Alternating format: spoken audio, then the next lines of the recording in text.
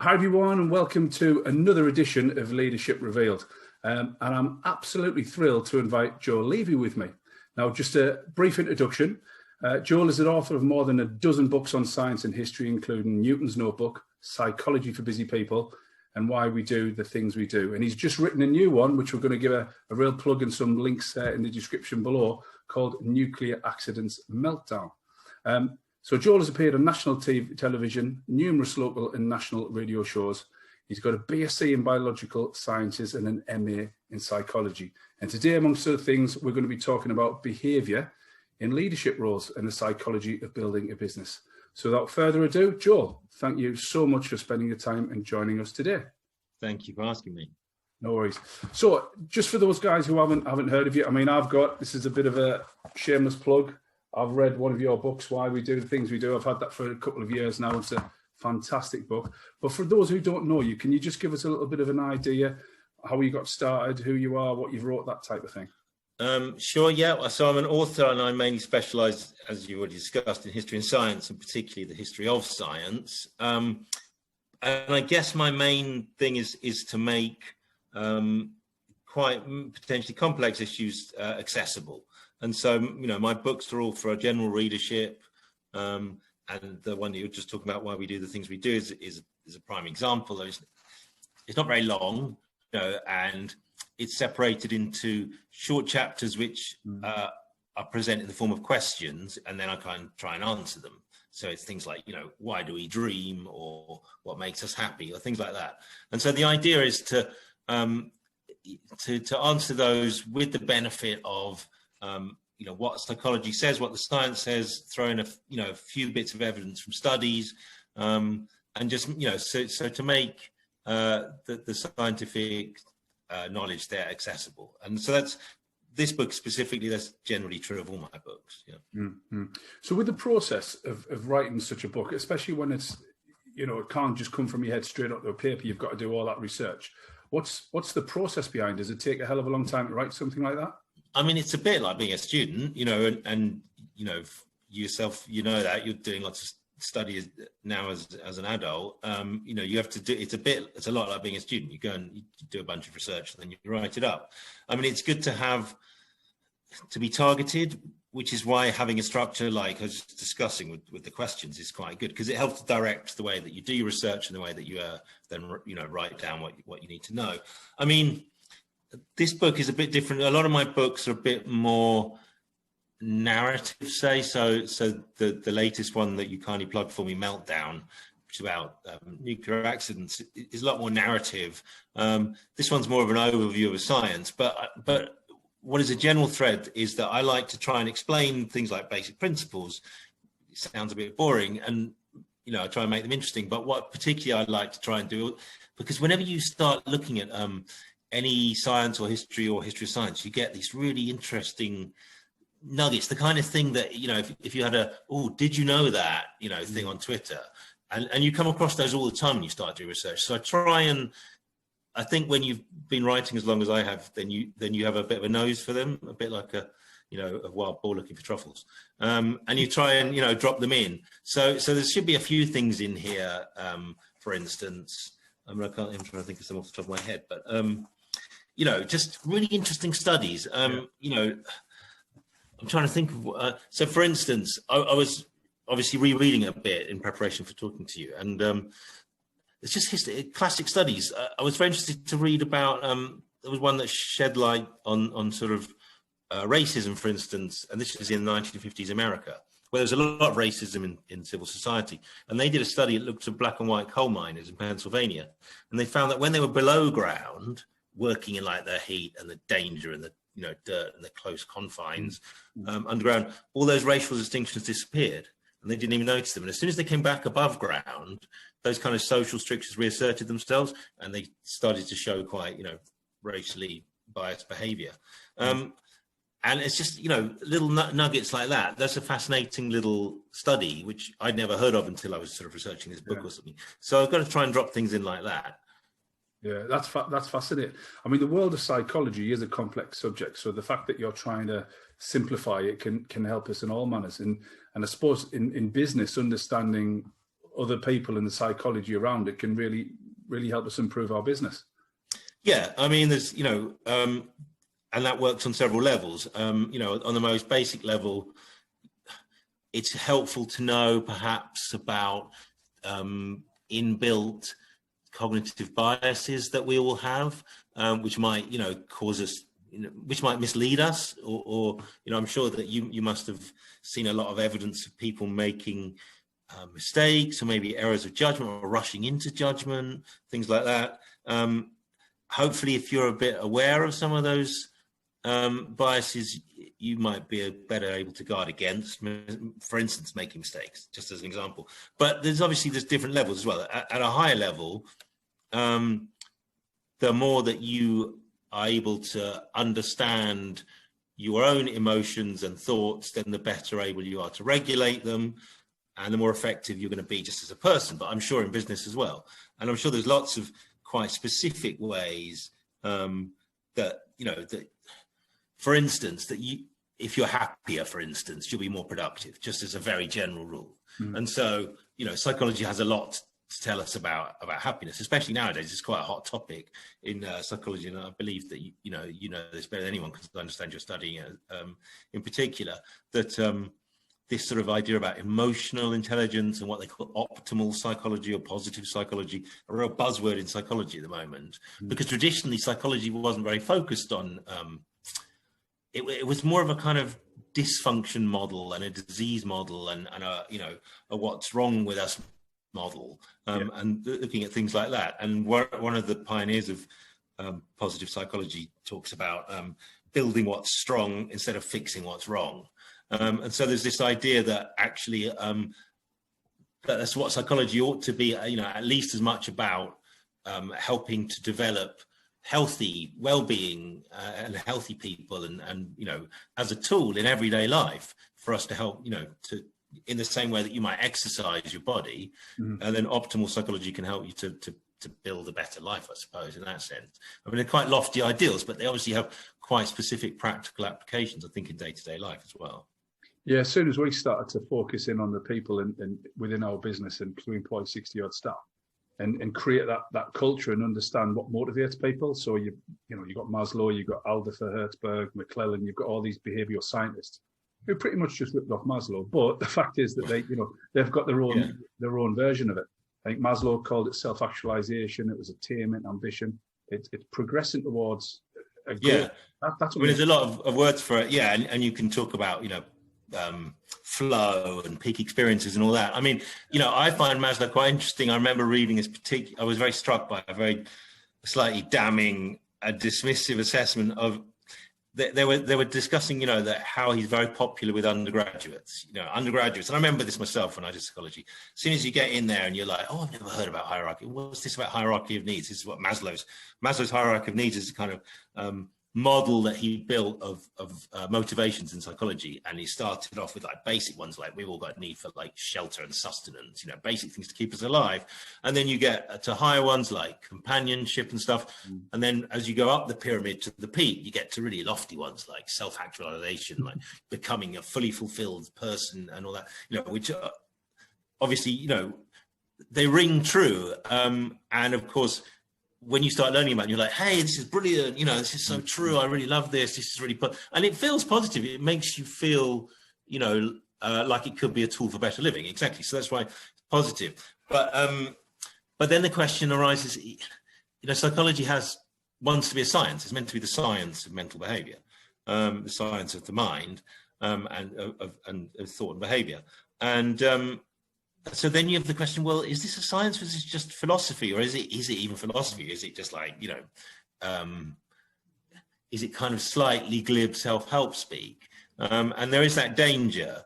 And obviously that's one of the criticisms level that, for instance, of positive psychology. So the counter to that then is to try to do, detailed studies and experiments and show that there's some actual utility to what you're doing as well. Yeah. So in your opinion, based on your knowledge, what is a true what does motivate us? What does make us happy? What will, in a more of a business context, how do we get more from our staff? How do we make them happy? So ultimately, they're more productive.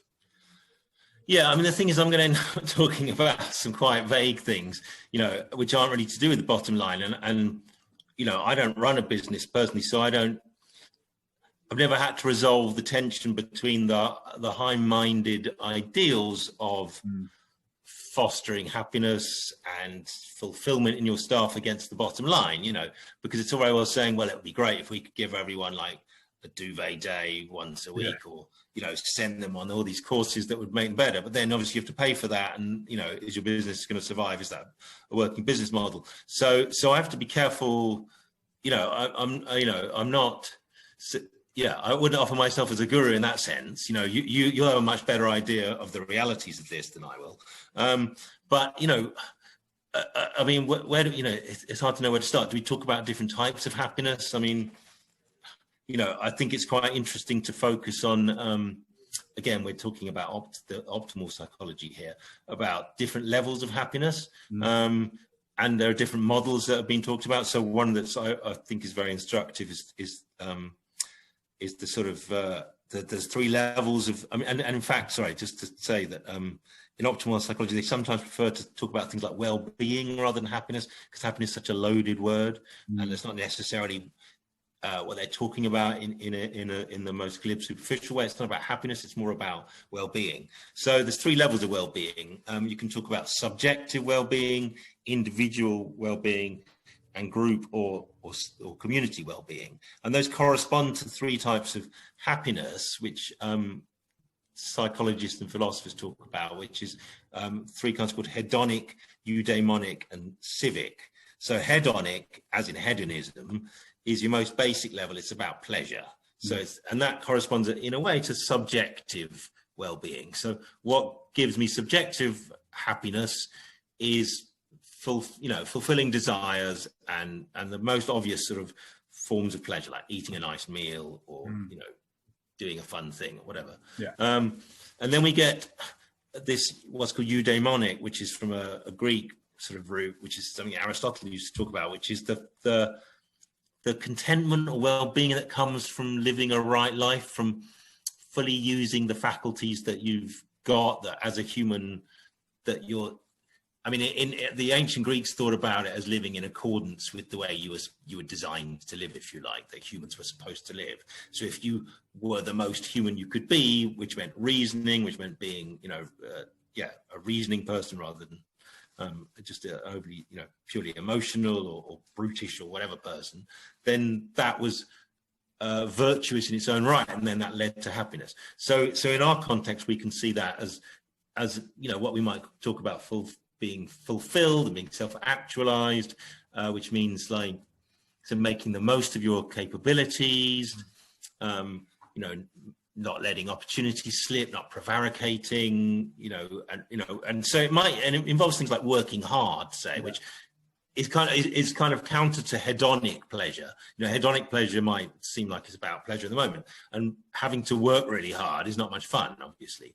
But in a broader sense, that can bring fulfillment.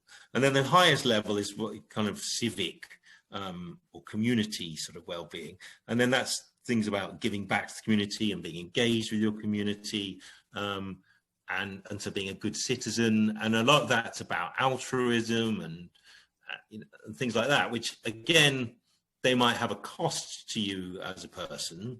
So, I'm sure it's not much fun to go out and whatever, I don't know, for instance, knock on doors for a political party, okay, to go out canvassing. It's probably not much fun. But if you're engaged like that, then that's ultimately more fulfilling to you as a person. So, I mean, the question is, what does that mean in the business world, in your company, for instance? Well, I mean, I don't know. Does your company do charity work? Does it do outreach? Does it do, pro bono work? Does it, do things like that? Maybe. Or maybe if, for instance, you did work that was to do with community housing or low income housing, or things like that, you can see that while they have a cost, they might, in the bigger picture, they'll have benefits. They'll have benefits for for the company as a kind of cohesive whole, its sense of community, its sense of identity, and for the individuals in the company because they feel like they're contributing something and they're engaged in something meaningful. So it's pretty much quite a complex subject, really. It's not just a case of I go to work with a smile on my face. It's the actual actions that allow me to. Exactly. And the trouble is, a lot of it is about doing the work, isn't it? About hard work. There's no simple answers. And I know and a lot of this thing, and the thing is, somebody listening to this might think, well, he's just stating the obvious, or he's just coming out with like, it's good to do good things, or it's nice to be nice, or, and a lot of psychology is like that. A lot of it's like, well, yeah, that's common sense, isn't it? Facts, but quite often it's about stating them. A lot of these things are unsaid or unarticulated. Yeah, no, I totally agree with that. One thing you touched on earlier on was the common biases. I love talking about biases. It happens all the time in our industry and business where, Dunning-Kruger, the endowment effect, all those types of things. Your opinion on it, if you can understand it, then you can overcome it a lot easier and it'll make you better. Yeah. Why this idea about what is the basis that people make judgments on? Like how does making judgments work? How does that part of psychology work? And one of the theories that that psychology started off with was this model of humans as little scientists. Everyone's working as a scientist in the way that they do these things. So they're all taking in data and they're making judgments, and they're doing it all like rationally without emotion, and they're considering all the variables in the same way that we imagine that an AI would. Although I was just saying that actually that's a whole different topic about AIs, because it turns out that AIs are not, the popular picture of them. AIs only have all the biases that we programmed into them, so they're not actually quite as fantastic as we imagine them to be. But that's a whole different topic. Anyway, so. But that was never a very realistic picture of human nature. Like, we're not all little scientists, are we? It doesn't work like that. And in fact, a more powerful model, if you like, that arose was something called the cognitive miser hypothesis, which sounds great. And it's the idea that we have to be cognitive misers in the sense that we have to husband our mental resources because we haven't got the energy, the mental bandwidth, or even the time to do these complicated calculations and fine judgments. We have to make quick judgments on scanty information in real time, and obviously in our evolutionary past that would have been a matter of survival. Is that bush rustling because it's the wind or because there's a tiger in there about to jump on me? You have to make a snap judgment. And so in order to help our brains do this, we developed a number of sort of cognitive shortcuts that psychologists call heuristics, which is a kind of fancy word for rules of thumb. And so we're all equipped with these heuristics to help us be sort of agile and adaptive and fast decision makers. And there's a famous book, Thinking Fast and Slow, I think, which is all about this. So we're all equipped with that, and they're very powerful tools in our cognitive armory, if you like. They make us as successful as we are, but they also mean that we all have these inbuilt vulnerabilities because we have to have these heuristics to function, these rules of thumb, but that means obviously that we're then vulnerable to making like snap judgments or to sort of unconsciously weighting or privileging some certain information. And that shows up in some really unexpected ways. Like there was this hilarious study that they did on names. It turns out that some names are just more trustworthy than others. And so the study that I quote in the book was done quite a long time ago, so it's a bit out of date, but it was interesting. I think they found that something like David is very trustworthy, but Edna is perceived as unattractive or things like that.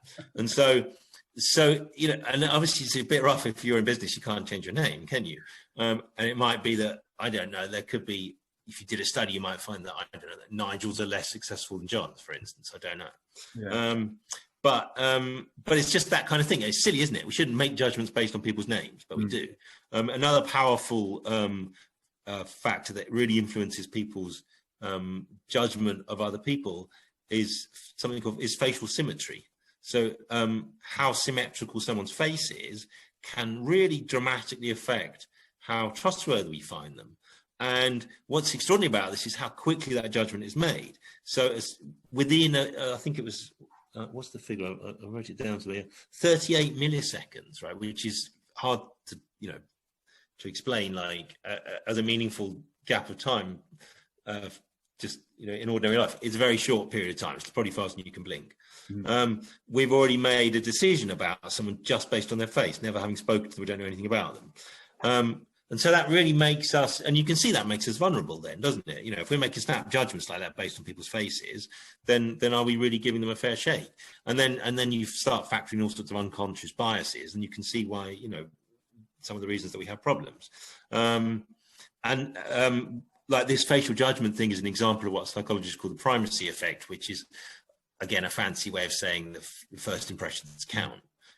Which, of course, I'm sure is important in your business. That. I'm sure if you're going for a meeting or a sales pitch or something, then as soon as you walk in the room, the people you're pitching to have made a lot of decisions about you already. So there's something you have to consider.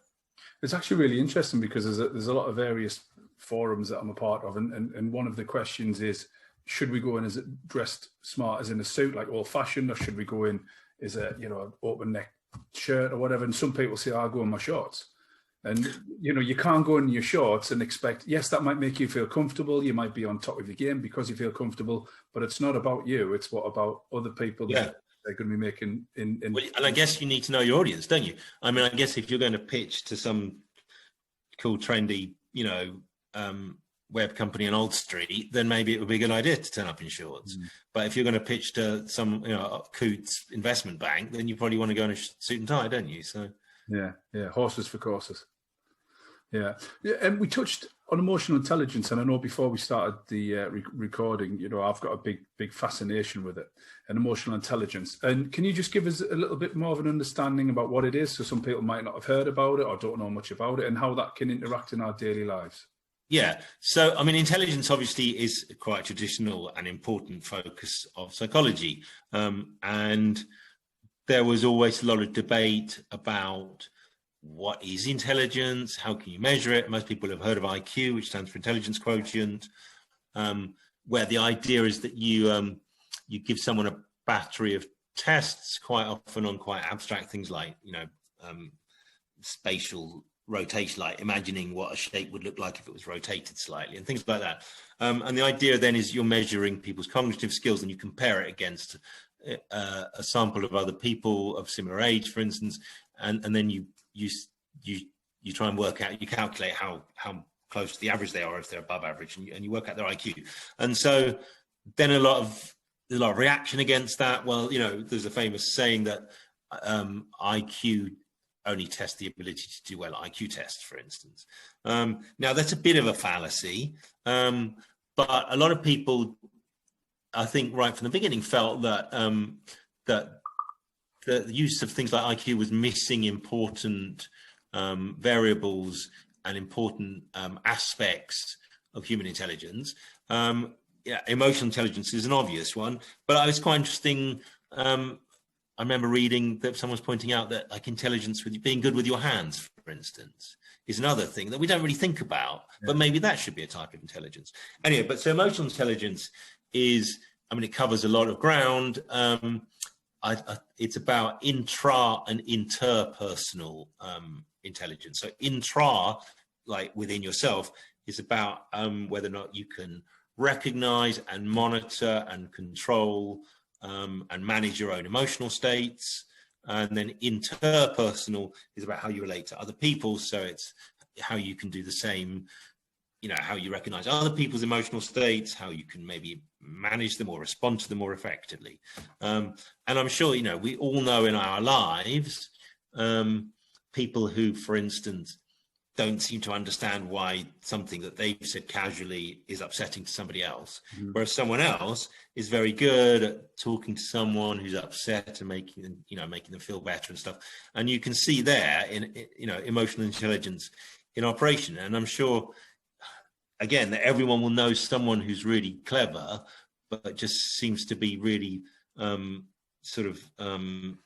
ham-fisted when it comes to dealing with other people, that they're not very, or maybe they're not very good at even just things like, you must have a lot of meetings, I guess, and you'll see that some people are probably quite good at reading the room and knowing when they've lost the room and they're whittering on about something and no one's listening and no one's interested, and everyone wishes they'd shut up.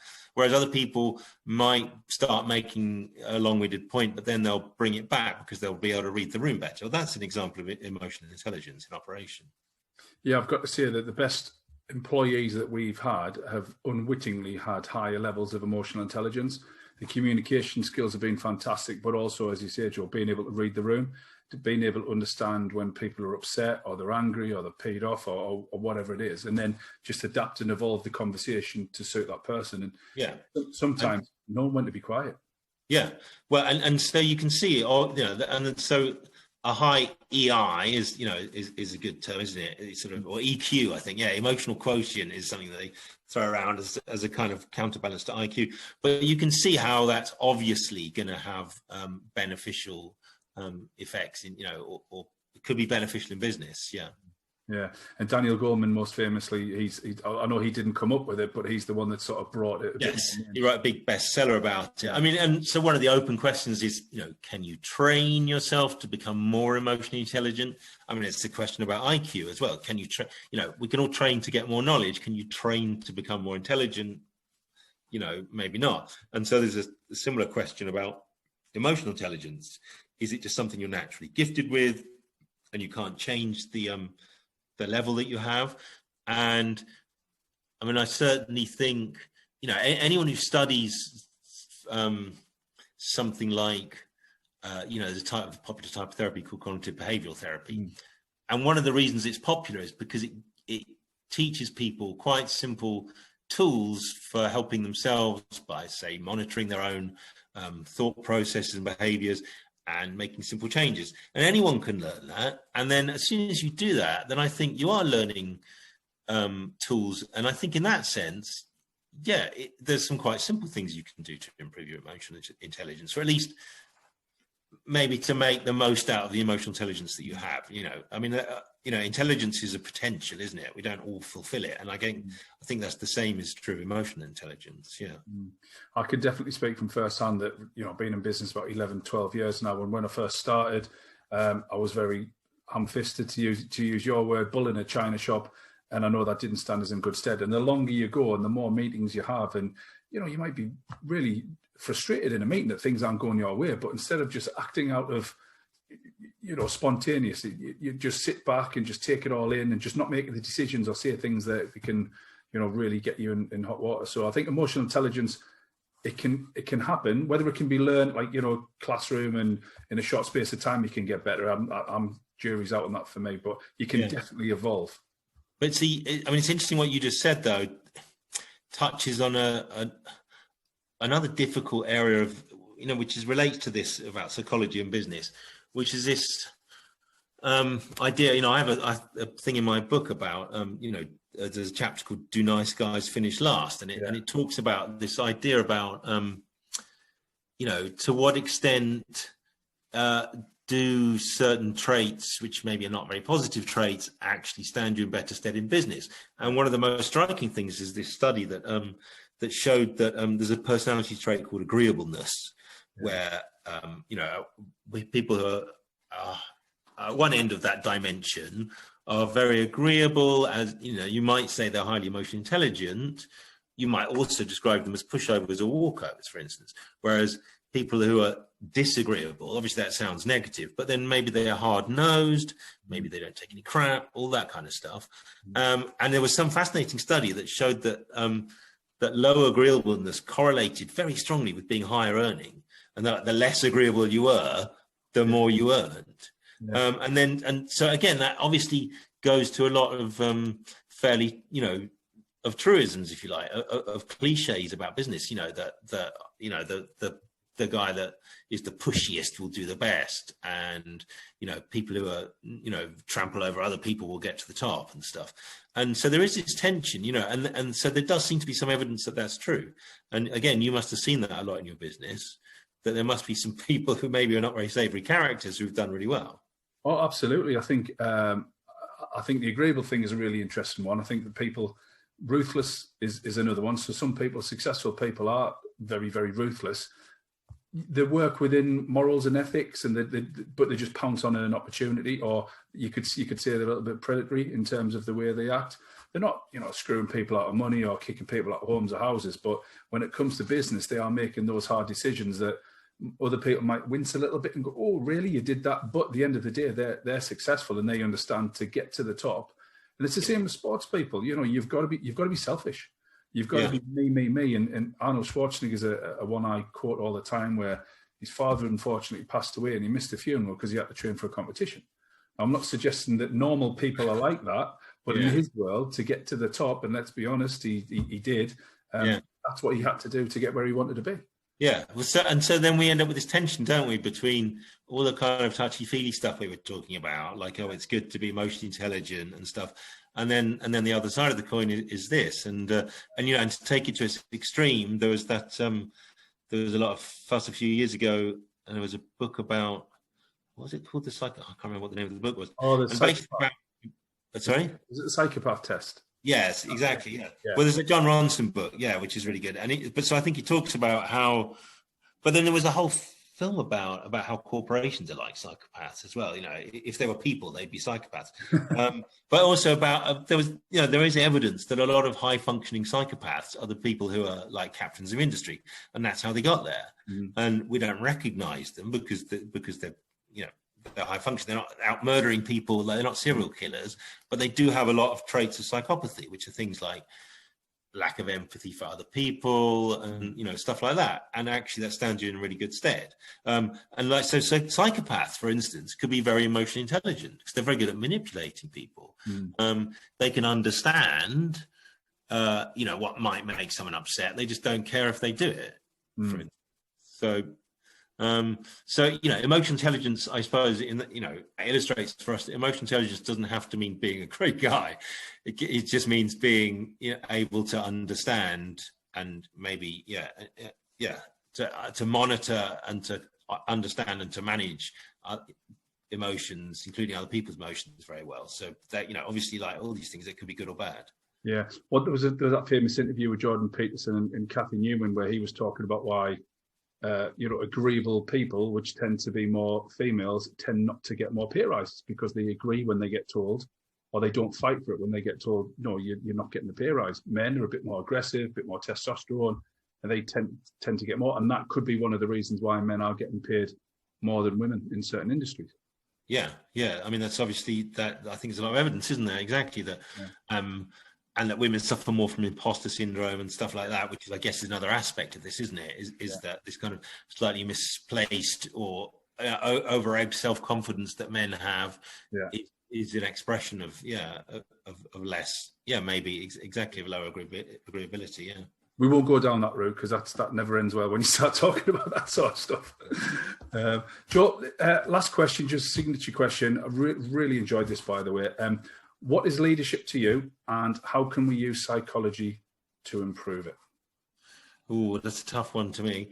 I mean, I feel a bit of a fraud talking about it because as a writer, it's funny, you live quite a solitary existence, I mean, I don't run, you run a big company full of people, I just sit in front of a laptop tapping away. I mean, interestingly, my only experience of leadership is I'm currently chair of governors at my kids' school, and it's been a real eye-opener for me because I've never done anything like that before.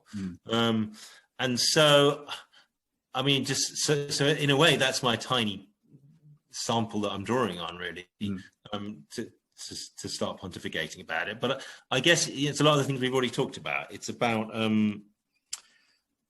being emotionally intelligent so that you can understand other people's motivations and where they are, and monitor the way that your interaction with them is going. But I think it would also be about being quite assertive, stroke decisive. Again, I mean, a lot of it comes down to almost just the actual nitty gritty of chairing a meeting almost. We've all been in meetings where the chair lets things, people rabbit on, Sorry, I don't know if you can hear a weird noise in the background, by the way. That's my guinea pigs. I apologise. They're obviously excited about something, and they're making, just in case you're wondering. Yeah, and so I think being quite assertive and decisive, and being, ready to sort of to say, no, that's enough of that. Let's move on to something else. Just on that basis. I think there's a whole debate about the extroversion, introversion leaders. Obviously they have a lot of traits that would seem to make them better leaders, but then there's a lot of traits that introverts have, like being more reflective and things like that, which might make them in the round more effective. I think there's another personality dimension called openness. And I think that having a high degree of openness is probably very important to be an effective leader. Yeah, appreciate that. Joel, it's been absolutely fantastic learning from you, and it's been a fascinating subject. If it's okay with you, we'll put some links to your books. Can they get them if you've got a website, or just go on Amazon? Yeah, Amazon's, probably the best. Yeah. But thank you very much. It's very kind of you, and it's been great talking to you too. Appreciate it. Thank you very much.